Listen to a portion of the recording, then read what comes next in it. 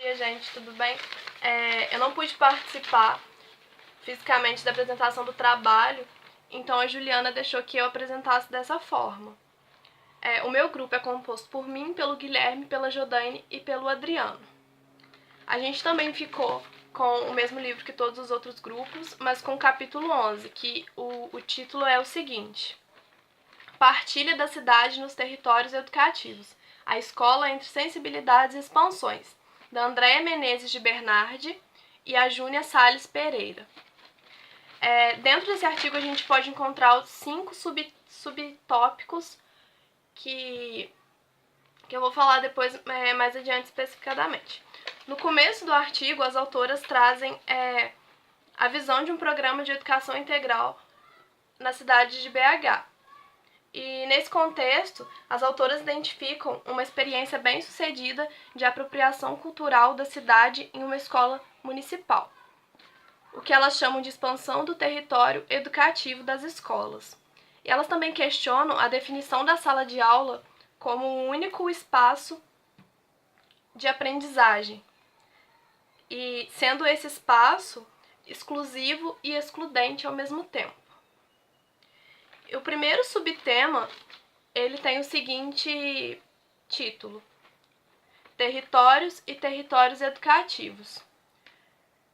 Aí elas começam apresentando uma definição de território feita pelo Milton Santos, onde ele caracteriza o território como algo constantemente modificado pelas relações. E esse território é um espaço apropriado, criando novas cartografias baseadas no pertencimento.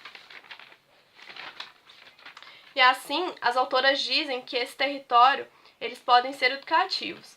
Daí eu vou pegar um trecho do que está escrito aqui para poder ficar mais claro.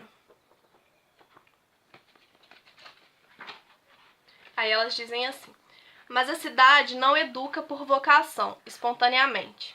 É preciso que haja vontade política e intencionalidade por parte de seus cidadãos, para que a cidade permita a realização de práticas educativas educadoras. A cidade é, nessa perspectiva, praticada pela partilha, com expansões criativas, sonoras, visuais e sensíveis. Porém, a apropriação ou reapropriação da cidade não é evidente, muitas vezes não é desejada pela própria sociedade, que propaga discursos de liberdade e direitos comuns, mas não compartilha seus espaços, tornando-os restritos, imutáveis ou até mesmo segregadores.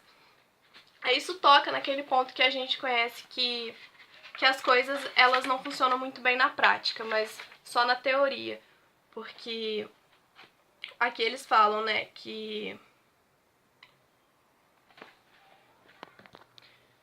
muitas vezes essa apropriação não é bem vista pela própria sociedade, né? Então, às vezes, acaba não acontecendo da maneira como deveria ser. O segundo subtema, ele tem o seguinte título: O direito à cidade e ao usufruto da cidade. E aqui elas falam basicamente da questão da apropriação, que a apropriação ela acontece em contextos de pertencimento e de identificação, e a apropriação do que o espaço te oferece. O que esse espaço ele pode te oferecer? A questão do comércio, praças, parques, tudo que está ali nele. E você se apropriando disso, você estimula a recriação desse espaço, a modificação. Você é um agente modificador desse espaço. E aí elas fazem uma crítica aos chamados estigmas sociais que interditam o acesso a espaços públicos de vivência e cultura. O que isso quer dizer, né? É que é público, né? Tem aquela ideia de que pertence a todo mundo, mas será mesmo que todo mundo pode usar o que está sendo oferecido? Ou as pessoas, né, têm esses estigmas sociais que vão fazer outras pessoas te olharem com maus olhos, sabe? E aí elas colocam o professor e a escola como um dos agentes culturais que pode gerar essa integração social a fim de combater esses estigmas sociais ou minimizar, pelo menos. O terceiro subtema, ele se chama Deslocamento e expansões, o corpo em movimento na cidade. E ele fala de como, basicamente, de como o deslocamento pela cidade ele influencia na percepção e no sentido dos estudantes, onde a mobilidade assume papel definitivo no estudo das formas de percepção. E assim, o aluno e o professor podem ver as dimensões do que elas chamam de alargamento das fronteiras físico-simbólicas entre escola e sociedade. E aí eu parei para pensar que é exatamente o que a Juliana tem proposto pra gente, e foi essa proposta da atividade do trabalho. A gente sair dos muros da universidade, daqui da Faculdade de Educação, da sala de aula, e olhar outros lugares, olhar a cidade de uma forma diferente do que a gente está habituado. O nosso quarto subtema chama A Rádio Pedal, uma poética sonora cultiva territórios, cidades. E fala basicamente do que a gente chama de rádio pedal.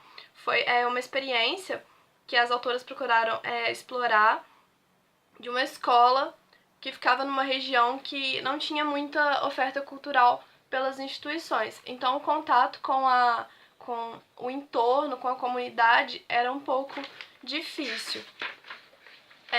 E aí surgiu a ideia, a partir de uma oficina na escola, de criar uma rádio chamada Rádio Pedal, que ela começou numa salinha pequena na escola e depois isso foi se expandindo, que eu vou falar mais pra frente. Isso ocasionou numa sociabilidade das próprias crianças da escola com a escola, os funcionários, as pessoas que compõem ali a escola e o seu entorno, a comunidade. E é legal e interessante pensar que essa rádio ela começa ali dentro da escola, mas ela não é uma rádio fixa. Ela é uma rádio móvel, porque ela sai da escola e vai para a comunidade. Tem um revezamento entre os alunos para poderem ir na comunidade e trazerem os assuntos, as coisas que estão acontecendo na comunidade para dentro da escola e vice-versa. E uma das partes mais interessantes dessa experiência da Rádio Pedal é a forma como surgiu a ideia, que as autoras falam que surgiu a partir das memórias de uma professora, que ela conta da história de namoro dos pais dela, que aconteceu principalmente baseado numa rádio local, porque o pai dedicava músicas e mandava recados para a mãe dela através dessa rádio. Então isso é bem interessante. E aí o quinto e último subtópico, que faz um geral do artigo, ele se chama Para explorar o convívio cultural em zonas de fronteira. E aí as autoras começam essa parte com uma pergunta, que é a seguinte: qual o espaço ocupado pela criança em nossa sociedade? Qual o espaço que nós adultos permitimos que ela ocupe? E isso me fez pensar na questão no nosso tratamento com as crianças, né? Que a gente nunca dá atenção, o que eles falam nem sempre é importante. Então, é realmente isso, né? Qual a oportunidade que a gente está dando de voz para essas crianças e deixando elas ocuparem um espaço, né? Que espaço é esse? E aí, já terminando o texto e recapitulando tudo que foi dito, as autoras dizem o seguinte trecho: o muro da escola, assim, não é opaco. É uma zona de fronteira permeável, plástica, uma superfície que pode provocar intercâmbios visuais e sonoros entre escola e comunidade. Aproximando os sujeitos, cai lá.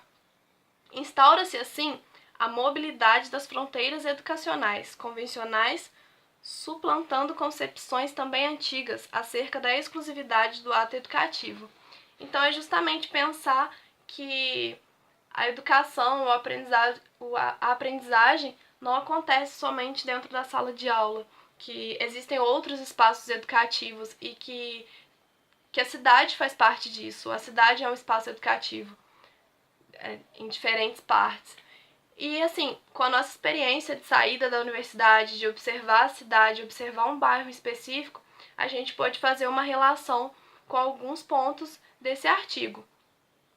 Eu não vou explorar mais isso porque os meus colegas vão falar, e eles vão falar basicamente da experiência que a gente teve nesse bairro, que eu ainda não posso falar qual é, porque vai rolar uma dinâmica bem parecida com aquele jogo que a Juliana apresentou pra gente, de adivinhação. E eu espero que tenha dado para entender um pouco sobre o que tratou esse artigo que a gente ficou, que é o capítulo 11 do livro. E é isso, gente. Obrigada e tchau!